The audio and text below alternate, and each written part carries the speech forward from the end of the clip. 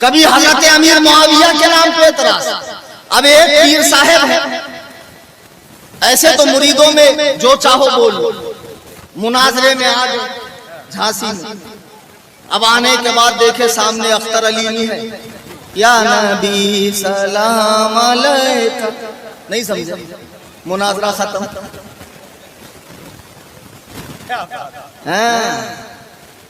کیونکہ بریلوی ہے نا بیٹا، ہمارے پاس چادر گاگر کڑے تلوار سندل بنڈل چھوٹی دیکھ بڑی دیکھ آستانہ مورچھل یہ سب نہیں ہے، فتاوی رضویہ.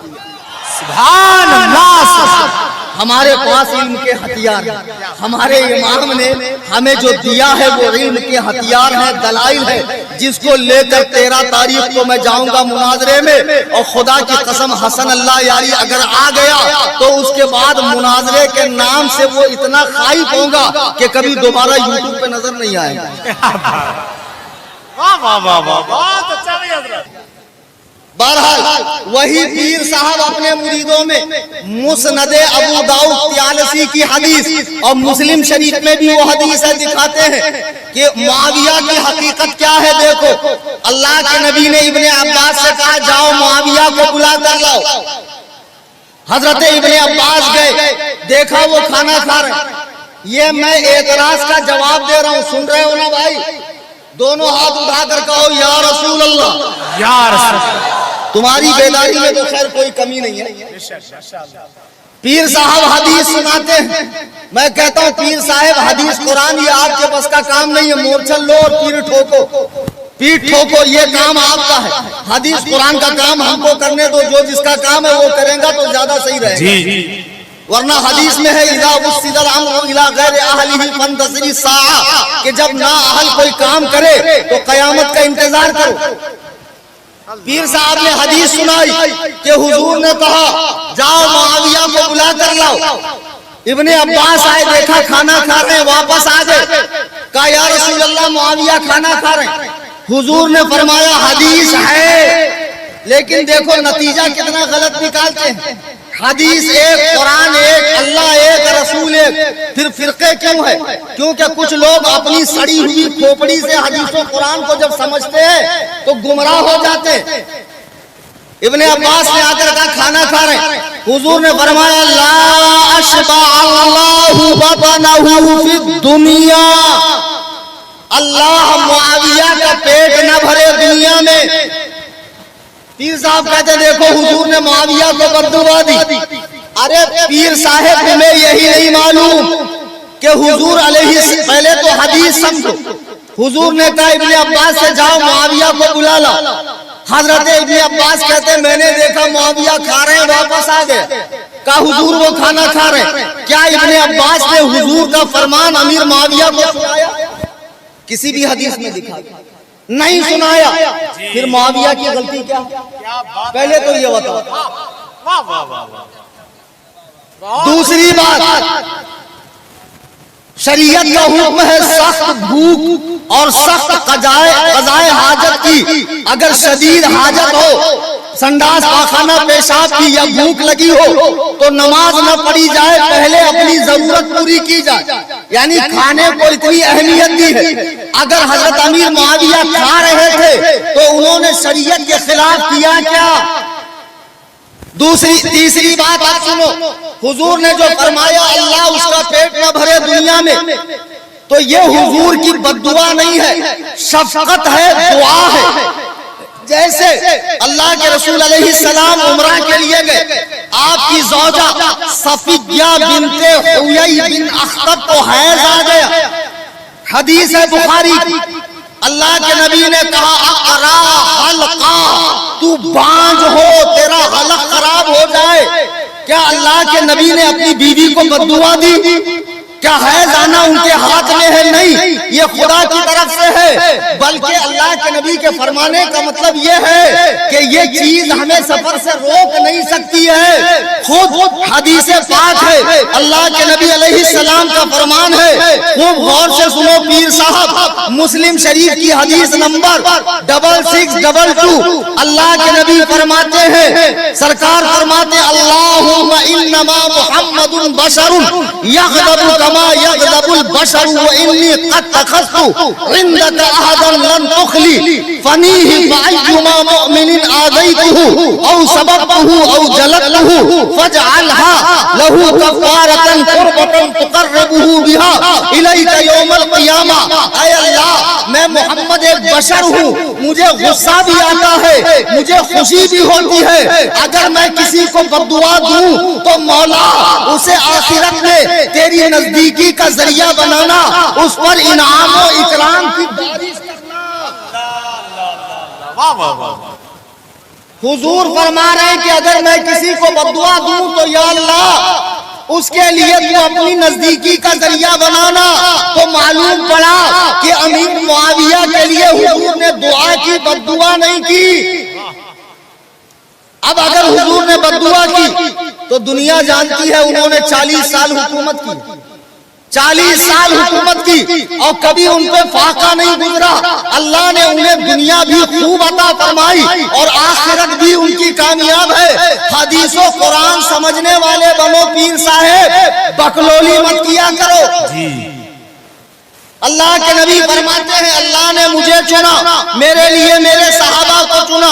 فجعل لی منہم عذراء وانصارا واصحارا, اور اس میں کچھ کو میرا رشتہ دار بنایا, کچھ کو میرا صحابہ بنایا, صحابی بنایا, کچھ کو میرا مددگار بنایا. پھر آقا فرماتے ہیں فمن سبہ فعلیہ لعنۃ اللہ والملائکۃ والناس اجمعین, تو جو ان میں سے کسی کو برا کہے گا اس پہ اللہ کی, فرشتوں کی اور تمام لوگوں کی لعنت ہے.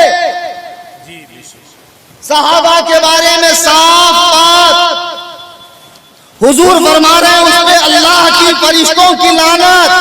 آج جو لوگ صحابہ پر بھونک رہے ہیں پیر صاحبان, وہ ذرا بتائیں کہ سرکار علیہ الصلوۃ والسلام نے کیا فرمایا؟ صحابہ اللہ کا انتخاب.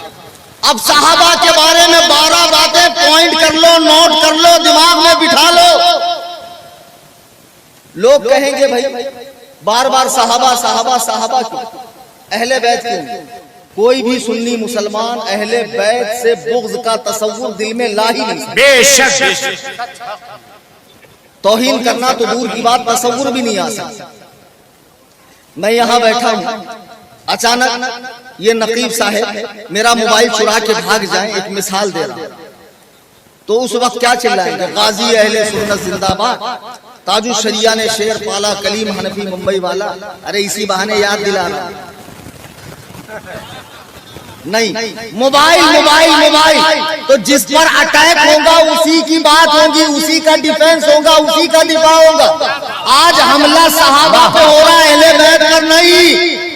حملہ صحابہ پر ہو رہا ہے, اہل بیت پر نہیں. اس لیے عظمت صحابہ کی بات کی جا رہی ہے. اور تم کہتے ہو تم نے علی معاویہ کو ایک کر دیا. ارے بے وقوف, سوال ہی نہیں آتا کہ ہم علی اور معاویہ کو ایک کریں. ہم صرف اتنا کریں, محبت اہل بیت کے نشے میں, جھوٹے نشے میں صحابہ کو برا نہ کہو. علی اور معاویہ کا کیا مقابلہ؟ اعلیٰ حضرت فرماتے ہیں فرق مراتب بے شمار, مگر معاویہ بھی ہمارے سردار.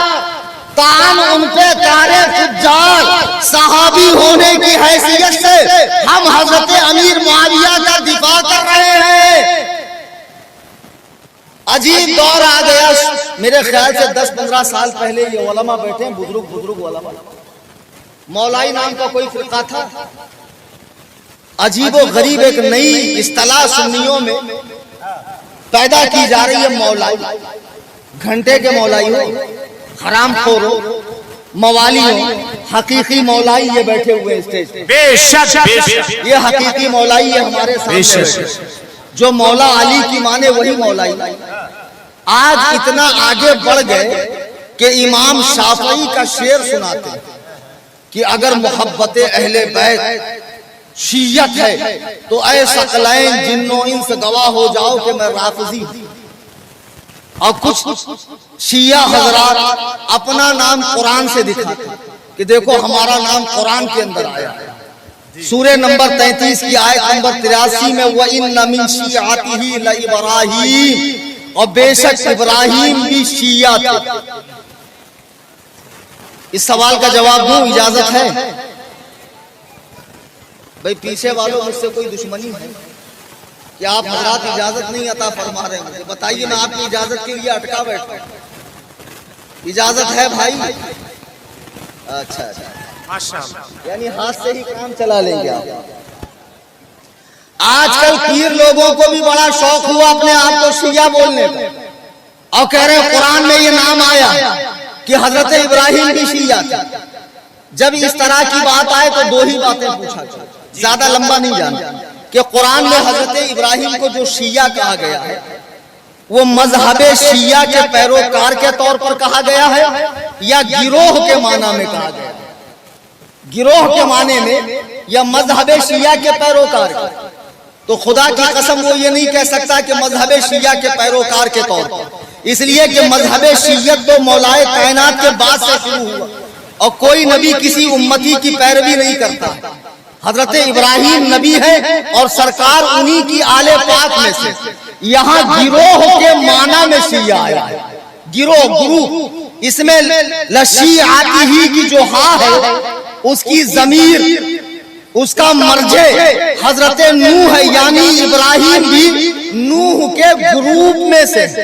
ابراہیم بھی جیسے وہ اللہ کے نبی ہیں، اللہ کا پیغام سناتے ہیں، توحید بتاتے ہیں، یہی کام ابراہیم کر رہے، اس معنی میں شیعہ کہا گیا ہے۔ اب تم کو دیکھنا ہے قرآن میں شیعہ کہاں کہاں آیا ہے۔ آئیے میں آپ کو دکھاتا ہوں قرآن میں شیعہ کہاں کہاں آیا ہے۔ آج کل لوگوں کو بہت زیادہ شیعہ بننے کا شوق ہے۔ سورہ نمبر 19 کی آیت نمبر 70 قرآن کا ارشاد ہے، ثم لننزعن من كل شيعة ايهم اشد على الرحمن عتيا، ہم ہر گروپ میں سے شیعہ نکالیں گے جو اللہ پر بھونکنے والے ہیں۔ شیعہ کا معنی قرآن نے کیا کہا؟ اللہ پر۔ ڈرو مت بھائی، بولو یار، میں قرآن کا حوالہ دے رہا ہوں۔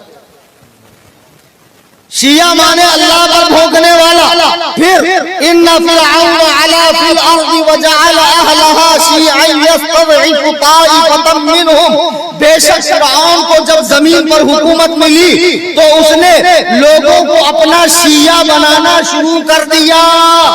فرعون کے پیروکاروں کو شیعہ کہا جاتا ہے۔ تو آج کے بعد مت کہنا قرآن میں جو شیعہ آیا ہے مذہب کے طور پہ، تو پھر شیعہ مذہب فرعون کا مذہب ہے، گروہ کے طور پر آیا ہے، تاریخ کے طور پر نہیں آیا ہے۔ میرے بزرگوں اور دوستوں، پیر لوگ جو پورا معاملہ خراب کر رہے ہیں گر گوبر ایک، شیعت کو فروغ دے رہے ہیں سنیوں میں، اب بولی بول رہے ہیں شیعہ سنی بھائی بھائی۔ اللہ کے عزت و جلال کی قسم، قیامت آ سکتی ہے لیکن کوئی سنی صحابہ و اہل بیت کا عاشق کسی رافضی کو اپنا بھائی نہیں بنا سکتا۔ کہہ رہے لڑنے کا وقت نہیں ہے، مودی نہیں دیکھے گا سنی ہے کہ شیعہ ہے۔ ارے مودی نہیں دیکھے گا، قبر میں فرشتے تو دیکھیں گے متا والا ہے کہ حلالہ والا ہے۔ ٹھکائی ہوگی کہ نہیں ہوگی قبر میں؟ سنی شیعہ بھائی بھائی ہو ہی نہیں سکتے۔ کیسے؟ تیرا کلمہ الگ میرا کلمہ الگ، میرا کلمہ لا الہ الا اللہ محمد الرسول اللہ، تیرا کلمہ لا الہ الا اللہ محمد الرسول اللہ، علی ولی اللہ وصی رسول اللہ، خلیفۃ بلا فصل۔ میرا قرآن 30 پارے کا، تیرا قرآن 40 پارے کا، جو امام غائب کے پاس ہے۔ میں 5 وقت کی نماز پڑھتا ہوں، تو 3 وقت کی نماز پڑھتا ہے۔ میرے یہاں نکاح ہوتا ہے، تیرے یہاں متا ہوتا ہے۔ میرے یہاں اللہ کی پرستش ہوتی ہے، تیرے یہاں گھوڑے کی پوجا، علم کی پوجا، پنجے کی پوجا ہوتی ہے۔ میں اور تو کیسے بھائی ہو سکتے ہیں؟ شیعہ سنی بھائی ہو ہی نہیں سکتے۔ ہمارے یہاں رمضان میں تراویح ہوتی کہ نہیں ہوتی؟ ہمارے یہاں تراویح، اور ان کے یہاں رمضان میں مسجدوں پہ تالا، ایسے تالے میں سے جھانکو تو کھڑا رہے گا کوئی کالا۔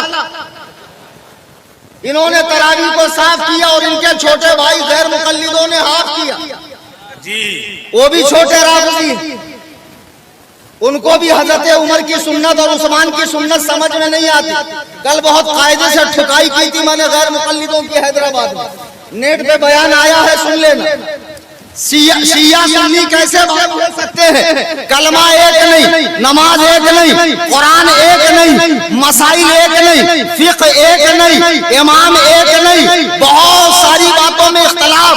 15 صدیوں سے تمہاری ہماری جنگ ہو رہی ہے، پیر صاحب کہہ رہے مولانا جنگ کو بھول جاؤ، ایک ہو جاؤ، وقت ایک ہونے کا ہے۔ میں کہتا ہوں ابے اڑیا گڑیا لٹیا چٹیا ٹامک منیا پیر، تو کہتا ہے 1500 سال کی جنگ بھول جاؤ، حرام خور، تو ایک جمل نہیں بھول سکتا، ایک صفین نہیں بھول سکتا، صحابہ کے آپسی جھگڑے نہیں بھول سکتا، ہم 15 صدیوں کی جنگ بھول جائیں؟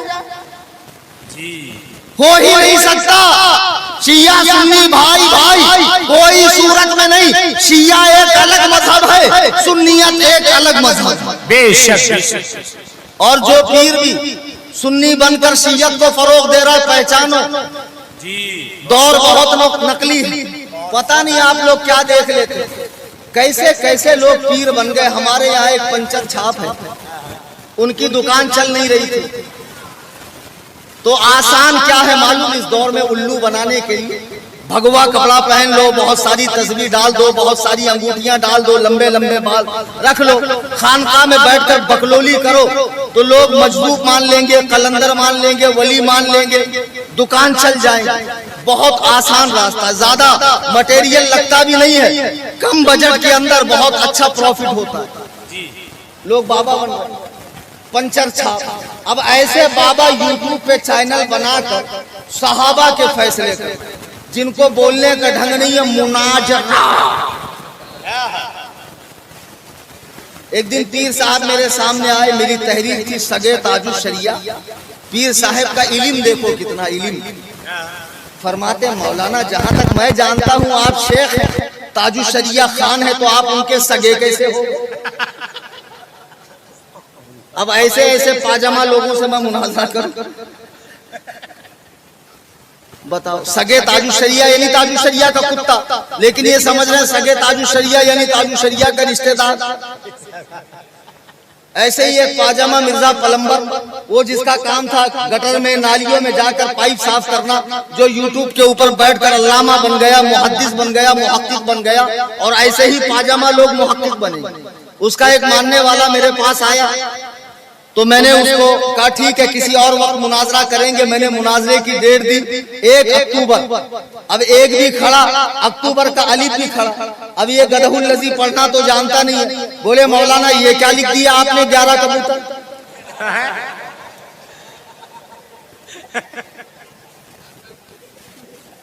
قسم، بتاؤ کیسے کیسے پاجامہ لوگ۔ ایک صاحب مناظرہ کرنے آئے تو میں نے کہا چلو ان کا ٹیسٹ کروا لوں، تو میں نے لکھا دادی اجمیر گئی، میں نے کہا پڑھو، بولے دادی آج مر گئی۔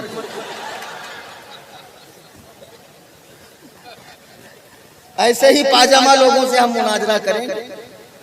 بنارس میں جتنے تفضیلی مولائی پیر ہیں، جا رہا ہوں سن لو، تقریر بند ہوئی، مناظرہ نہیں، گٹھیا دبا دوں گا، ٹیٹوا دبا دوں گا، چڑھ جاؤں گا، اور جب تک حضرت ملک الموت روح قبض نہ کر لے چھوڑوں گا نہیں۔ حرام زادو، صحابہ پر بھونکنا بند کرو، کھلم کھلا میری طرف سے چیلنج مناظرہ دے دو۔ بنارس میں جی مولانا حسان رضا صاحب خلیق العلماء کے لڑکے صاحبزادے، یہ میرے نمائندے ہیں۔ میرے جانے کے بعد کوئی بھی خانقاہ ہو، کوثری ہو کہ کوئی بھی ہو، کسی بھی خانقاہ سے تعلق رکھنے والا، رافضیت کی بولی بولنے والا ہو، تمام صحابہ کے عادل ہونے، ثقہ ہونے، جنتی ہونے، اللہ کا انتخاب ہونے، حضور کے پسندیدہ ہونے، تنقید سے بالا تر ہونے، اور ان سے محبت فرض ہونے پر مجھ سے مناظرہ کرنا چاہے تو یہ فقیر بمبئی سے آ کر مناظرہ کرنے کو تیار ہے۔ اور سنو، مجھے یہ دھونس مت دینا، ہمارا سلسلہ سلسلہ اتنا بڑا ہے اور مریدین اتنے زیادہ ہے اور اتنی FIR ہو جائے گی، الحمدللہ میں تو پوری دنیا میں کہتا ہوں کیا دبے جس پہ حمایت نہ ہو پنجہ تیرا، شیر کو خطرے میں لاتا نہیں کتا۔ نعرہ تکبیر، نعرہ رسالت، مسلک اعلی حضرت۔ اور 13 جون 2025 دنیا کا سب سے بڑا مناظرہ کائنات کے بدترین رافضی حسن اللہ یاری سے اس کلیم حنفی کا ایمان شیخین پر ہے، دیکھیں گے نا جی انشاءاللہ۔ کہاں دیکھیں؟ کون سے چینل؟ یہ جتنے آگے بیٹھے ہیں سب ویل ٹرینڈ لوگ ہیں ماشاءاللہ، سب ایکسپرٹ لوگ ہیں۔ اپنا موبائل نکالے، ایک بہت اچھی چیز آپ کو دکھا رہا ہوں، 13 تاریخ کا مناظرہ آپ ڈائریکٹ دیکھیں۔ موبائل نکالنے کے بعد آپ واٹس ایپ پر جائیں، مت نکالو بھائی میرا کیا جا رہا، میں بول کر چھوڑ دیتا ہوں، بعد میں گھر پہ جا کے نکال لینا۔ واٹس ایپ پہ جائیں، واٹس ایپ میں اپڈیٹس آتی ہے، اپڈیٹ چیٹ کال اپڈیٹس میں جانے کے بعد اوپر کی طرف یہ سرچ کا بٹن آتا ہے، وہاں کلک کریں اور سنی ٹائپ کریں، SUNNI سنی، نیچے نام آ جائے گا سنی جمعیت الاعناف، اس کو کلک کریں، فالو کو دبائیں، بیل آئیکن کو دبائیں اور اس کی لنک کو تمام سوشل میڈیا پہ شیئر کریں، گھر میں بھی یہ چینل فالو کروائیں۔ یہاں ہر باطل فرقے کا آپریشن دلائل کے ساتھ ہوتا، ہر باطل فرقے کا آپریشن ہوتا، کسی کو چھوڑا نہیں جاتا۔ اسی نام سے ہمارا یوٹیوب پہ چینل ہے سنی جمعیت الاعناف، اسے بھی سبسکرائب کریں، چونکہ 13 جون کا مناظرہ یوٹیوب کے چینل سنی جمعیت الاعناف پر براہ راست نشر ہونے والا۔ دوسرا اعلان یہ، ماشاءاللہ مجمع تو کھچا کھچ بھرا ہے، جاندار بھی ہے، شاندار بھی ہے، محبت کرنے والا بھی ہے، بزرگوں سے محبت کرنے والا، صحابہ اہل بیت سے۔ بمبئی میں میں خانقاہ بنا رہا ہوں، بناؤں کہ نہیں بناؤں؟ جب مدارس سے بے دینی پھیلنے لگی تو علماء نے کثرت سے مدارس بنائے۔ کبھی آپ نے سنا کوئی عالم خانقاہ بنا رہا ہوں؟ میں بنا رہا ہوں خانقاہ حنفیہ، سنی دارالفتہ و رضوی دارالاصلاح۔ یہ جو رضوی دارالاصلاح ہے یہ ایکچولی ٹھکائی سینٹر ہے، جہاں دماغ سے پینڈل لوگوں کو لایا جائے گا تو ان کا جو پہلا مالا خالی ہے وہاں سے گوبر نکال کے دماغ بھرا جائے گا۔ میرے ذریعے ڈاکٹر کلیم حنفی رضوی اسپیشلسٹ، تو ہماری خانقاہ سے 10 شعبوں میں دین کا کام ہے۔ بھیا پیچھے جائیے، جن لوگوں کو میں نے اسکینر دیا ہے موبائل کے اندر وہ باہر کھڑے رہیں گے، میری گزارش ہے کہ جاتے جاتے تنظیم کے اسکینر پر آپ نفلی صدقات، زکوٰۃ وغیرہ ڈونیٹ کرتے جائیں، تاکہ اسی سال 2 شعبان کو عرس امام اعظم کے دن خانقاہ کی افتتاح ہو جائے اور خانقاہ سے دین و سنیت کا کام ہونے لگے۔ جن کے پاس کیش رقم ہے وہ بچوں کو کیش رقم دیتے جائیں، جن کے پاس ابھی نہیں ہے فوٹو کھینچ لیں، گھر جانے کے بعد وہ اسکینر کے اوپر اپنی رقم ڈالیں۔ باتیں تو بہت ہیں لیکن وقت بھی اجازت نہیں دے رہا، تو انشاءاللہ آپ 13 جون کا مناظرہ بھی دیکھیں گے، اور میرے جانے کے بعد اگر بنارس میں مناظرے کی فضا بنتی ہو، ماحول بنتا ہو، کیونکہ جانے کے بعد ہی بات ہوتی، سامنے کوئی آتا نہیں۔ اب میں بیٹھا ہوں، میں کہہ رہا ہوں بھائی کوئی ہے ان کا چاہنے والا، آؤ سوال کرو، جواب دیتا ہوں، لیکن جانے کے بعد اگر مناظرے کا ماحول بنے تو علامہ حسان رضا صاحب کے پاس آ جانا، انشاءاللہ یہ فقیر ممبئی سے آ کر آپ کی تشفی کر دے گا۔ عزیزان ملت اسلامی، آج کا یہ عظیم الشان اجلاس جو رنگے صحابہ کے نام سے رکھا گیا ہے، اصل میں ان نوجوان بچوں کو آج کے اس ماحول کی بڑی فکر ہے، چونکہ واقعی دیکھنے میں آ رہا بے دینی بہت تیزی کے ساتھ بڑھ رہی ہے۔ پہلے ایک زمانہ تھا جب انٹرنیٹ کا چلن نہیں تھا، موبائل کا چلن نہیں تھا، کمپیوٹر کا چلن نہیں تھا، تو آف لائن فتنے آتے تھے، لٹریچر کے ذریعے، تقریر کے ذریعے مولوی آ کر تبلیغ کرتے تھے۔ آج جب سے انٹرنیٹ آیا ہے، ہر ٹچے آدمی نے اپنا چینل کھول لیا، انٹرنیٹ پر آ کر بیٹھ گیا اور کوئی ایسی یونیک بات کر دی، ایسی نئی بات کر دی کہ لوگ اس کی طرف اٹریکٹ ہونے لگے، کھینچ کر آنے لگے کہ ارے واہ یہ ایسی بات کرتا ہے۔ اس کی بات کو سنتے دھیرے دھیرے اس کے فالوور بڑھنے لگے، اب مرزا پلمبر کو لوگ بہت بڑا توپ سمجھتے ہیں، بہت بہت، کہ مرزا کا کوئی جواب نہیں۔ ارے بھائی، پاکستان میں ہمارے مسلک کے دوسرے مسلک کے علماء اس کے گھر تک گئے کہ مرزا صاحب مناظرہ کر لو، لیکن مرزا کو معلوم ہے کہ اگر میں کسی عالم کے سامنے بیٹھ جاؤں گا تو وہ میرا آخری دن ہوگا۔ مرزا سامنے آتا نہیں، دھونس جمانے کے لیے کتابیں رکھا ہوا ہے۔ آج تک کسی نے مرزا کو عربی کتاب کھول کر عربی پڑھتے دیکھا نہیں۔ اس نے اردو میں حدیثیں یاد کر لی ہے، نمبر بول دے گا، حدیث کا مفہوم بتا دے گا، لوگ اس کو بہت قابل سمجھتے ہیں۔ خدا کی قسم، ایسے لوگ کتنے قابل ہوتے ہیں۔ بنگلور کے مناظرے میں آپ نے دیکھا کہ قطب مینار کے چچا تشریف لائے تھے اور دھونس جمانے لگے، ہم 150 مناظرہ کیے ہیں، اور جب اختر علیمی صاحب نے دھیرے دھیرے دھیرے دھیرے جال پھینکنا چالو کیا، ان کو سمجھ میں نہیں آیا کہ آگے چل کے میری کیا عالمی بے عزتی ہونے والی ہے۔ مطلب یار، ایک ہوتا نا انٹرنیشنل بے عزتی، نیکسٹ لیول کی بے عزتی، کیا ہی غضب کی بے عزتی کر۔ اچھا، وہاں اگر میں ہوتا تو بات بنتی، میں بہت جلالی آدمی، وہ پرتبے صدیق ہے، میں پرتبے عمر، میرا عصائے کلیم ازدہائے غضب، سیدھا 10 منٹ میں مان جا ورنہ بہت ٹھوکوں۔ تو مفتی اختر حسین علی صاحب نے بہت قاعدے سے پول کھولی۔ ایسے ہی مرزا انجینئر کو لوگ بہت بڑا توپ کہتے ہیں۔ میں نے حسن اللہ یاری کو 19 نومبر، پچھلے مہینے، کون سا مہینہ تھا؟ اپریل، 19 اپریل کو میں نے کلکتہ کی سرزمین سے چیلنج دیا۔ حسن اللہ یاری نے میرا چیلنج قبول کیا۔ 13 جون کا مناظرہ فکس ہے۔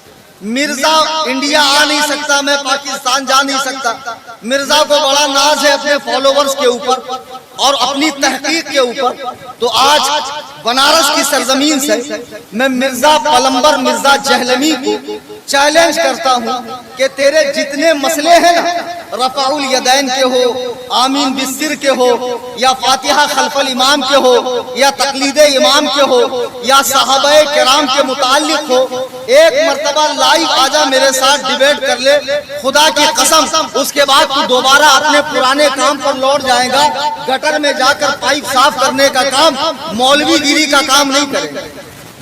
کسی کو بھی فالو کرتے ہو۔ ایک جاہل کا بچہ آسٹریلیا میں بیٹھا ہے، جاوید غامدی، لوگ اس کو بھی سنتے ہیں۔ اب وہ صاحب نے جتنی چیزیں حرام تھی سب حلال کر، اب 2-4 ہی بچی ہیں جو حلال کرنا باقی ہے۔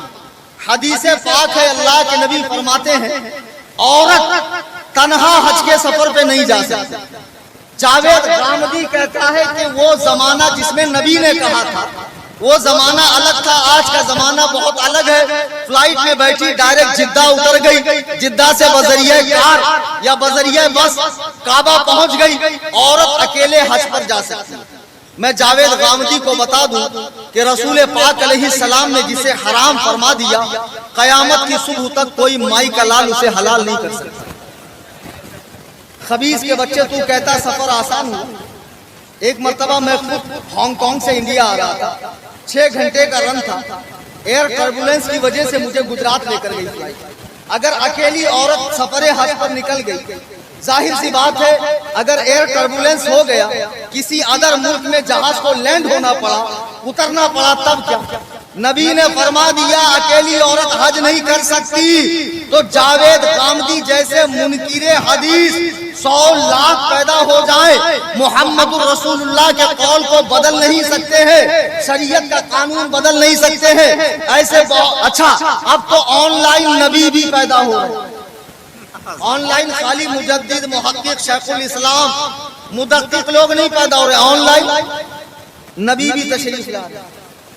اور نبیوں کا تو حیضہ پھوٹا ہوا۔ ایک مرزا نے کیا دعویٰ کر دیا، اس کے پیچھے لائن ہی لگ گئی، اس کے پیچھے لائن ہی لگ گئی۔ وہ پنجاب کا مرزا غلام احمد قادیانی جس نے نبی ہونے کا دعویٰ کیا، وہ بیچارہ کس ٹائپ کا نبی تھا میں آپ کو بتاؤں۔ جیسے کسی سرکاری دفتر کے باہر کوئی پاگل بیٹھے اور سوچے کہ اس دفتر میں ایک آفس میرا ہے، میرے نام کی پلیٹ لگی ہوئی ہے، میرا ٹیبل ہے، ٹیبل پر میرا نام لکھا ہے اور سارے کاغذوں کے اوپر میری مہر لگتی ہے، تو وہ خیالی افسر اس کو کیا کہتے ہیں؟ خیالی افسر. ایسے ہی مرزا خیالی پیغمبر، مرزا خیالی نبی تھا. خدائے وحدہ لا شریک کی قسم، آمنہ کے لال کے بعد اب نبی کی حیثیت سے کوئی پیدا ہو ہی نہیں سکتا. نبی پیدا ہونے کا راستہ کھولا قاسم نانوتوی نے، مرزا نے اعلان کر دیا.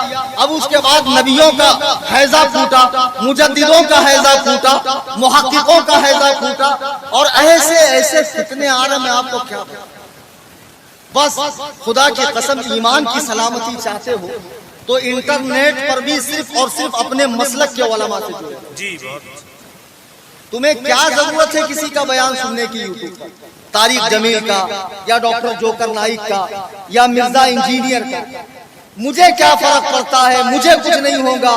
میں بہت مضبوط ایمان والا ہوں. اس خیال میں مت رہنا. شیطان کے پاس 80,000 داؤ ہے. کتنے؟ 80,000. کس چال سے تمہارا ایمان اچک لے گا تمہیں خبر بھی نہیں ہوگی. ایک بڑی پیاری بات بتا کر اپنی بات ختم کرتا ہوں. جو لوگ اس طرح انٹرنیٹ پہ کسی کو بھی فالو کرتے ہیں اور وہ سمجھتے ہیں مجھے فرق نہیں پڑنے والا، وہ بہت بڑی غلط فہمی کا شکار ہے. امام ابن سیرین رحمت اللہ علیہ اتنے پائے کے عالم ہیں کہ جنہوں نے 500 صحابہ کی زیارت کی. امام ابن سیرین کے پاس ایک خارجی شخص آتا ہے کہ حضور میں آپ کو قرآن سنانا چاہتا ہوں، آپ قرآن سنیں.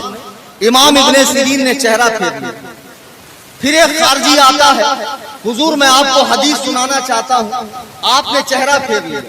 لوگوں نے پوچھا حضور وہ تو حدیث و قرآن سنا رہے تھے، آپ نے چہرہ کیوں پھیرا؟ تو امام ابن سیرین فرماتے ہیں بے شک وہ حدیث و قرآن سنانے آیا تھا، لیکن خدا کی قسم حدیث و قرآن سناتے سناتے وہ بیچ میں اپنی کوئی بات گھسیڑ دیتا اور میں فرق نہیں کر پاتا کون سی حدیث ہے اور کون سی اس کی بات ہے، اور اس کی بات مجھے اچھی لگتی اور میں گمراہ ہو جاتا. اس لیے گمراہوں کی اچھی بات بھی نہیں سننی، گمراہوں کی اچھی بات بھی نہیں سننی. انٹرنیٹ پہ جتنے محقق بن کر گمراہ لوگ بیٹھے ہیں، پیر کی شکل میں، عالم کی شکل میں، مفتی کی شکل میں، محقق کی شکل میں، ان کی بات نہیں سننی. ہمیں مسلک اعلیٰ حضرت پر سختی سے قائم رہنا ہے اور اپنے علماء سے جڑے رہنا ہے. اس دور میں ایمان بچا لو. خدا کی قسم بہت بڑی بات. بہت زیادہ اٹیک ہو رہا ہے، بہت زیادہ اٹیک ہو رہا ہے. یہ ہم جو رات کالی کر کے پسینہ بہا کر چیخ چیخ کر اپنی انرجی خرچ کر کے سمجھا رہے ہیں، اس میں میرا 2 پیسے کا فائدہ ہے کیا؟ کچھ نہیں. خدا کی قسم تمہاری اصلاح ہو جائے، میری بخشش کا ذریعہ بن جائے. جلسہ کرنے والوں کی کوششیں کامیاب ہو جائیں گی، تشریف لانے والے علماء کی محنتیں سفل ہو جائیں گی. بس آج کے اس عظیم الشان اجلاس سے یہ سبق لے کر اٹھیں کہ جتنے گستاخان رسول ہیں، گستاخان صحابہ ہیں، گستاخان اہل بیت ہیں، گستاخان اولیاء اللہ ہیں، ان سے ہمارا کوئی تعلق نہیں. ہم سچے سنی ہیں. ہمارا بس ایک ہی نعرہ ہے، انہیں جانا، انہیں مانا، نہ رکھا غیر سے کچھ کام. للہ الحمد میں دنیا سے مسلمان گیا، وما علینا الا البلاغ.